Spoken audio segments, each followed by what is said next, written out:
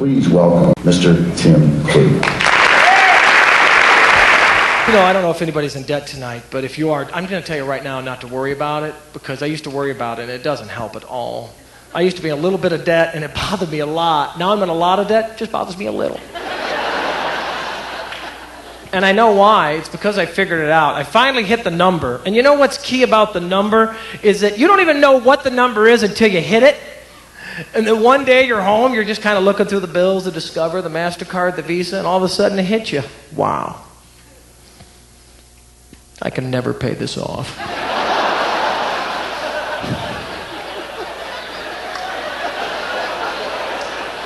Well, maybe if I... No. All right, let's go to Target. I'm buying a big screen. Who wants one? Come on. Follow me. Yeah, we're going to have some fun. I don't care what it is. We are living the Visa Loca. We are going to go out and spend like crazy. I'll tell you, that is the best feeling, just hitting that number, because you're like, woo!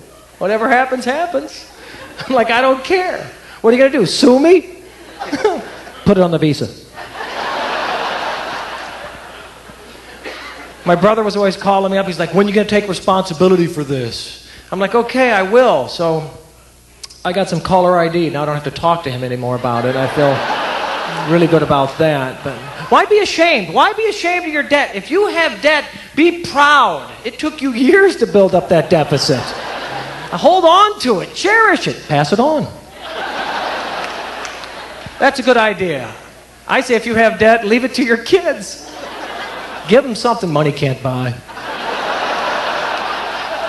At 23%, that's a gift they're going to remember long after you're gone.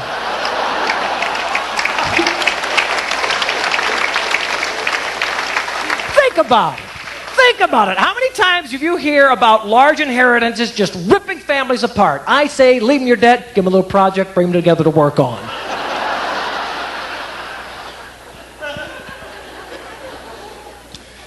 Don't worry about it. I mean, I put debt in the plus column of my life. That's how serious I am about this. Because you know what? After all these years of having debt now, I got bill collectors I consider to be pretty darn good friends. I got good friends that don't call me for months. I got a guy I owe 10 grand to, checks in on me every single week. That's a good buddy. He calls me up, he's like, hello, Mr. Clue, this is John from Bank One. I'm like, hey, John, sorry I missed your call last week. Shopping at Target. Mr. Clue, we see no payment to post to your account for 17 months, and we're becoming somewhat concerned. I said, John, I am glad you called because, man, I am concerned about it too.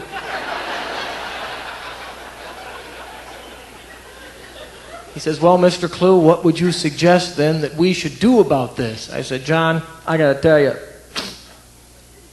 I'm stumped.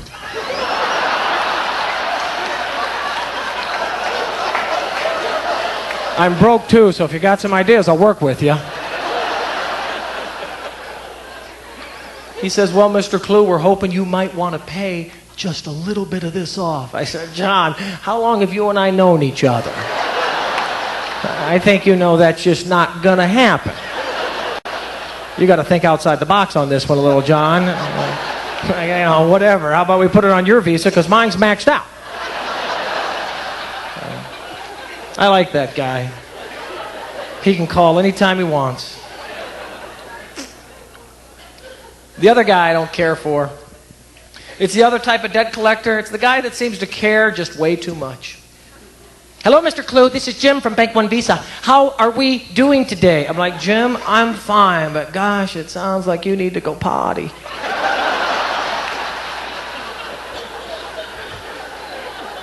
Mr. Clue, do you realize that you have a past due debt that, if not paid immediately, will have permanent and irreparable damage upon your credit rating? Are you aware of this? I'm like, Jim, I'm not only aware of it, I had a lot to do with it.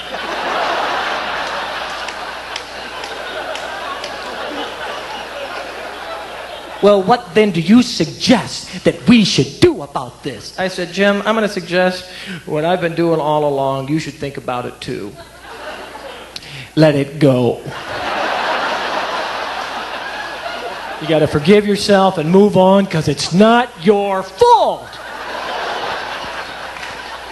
He says, Mr. Clute, do you understand? Do you understand? Do you understand that your debt is not our responsibility? I said, Jim, let me tell you what I understand.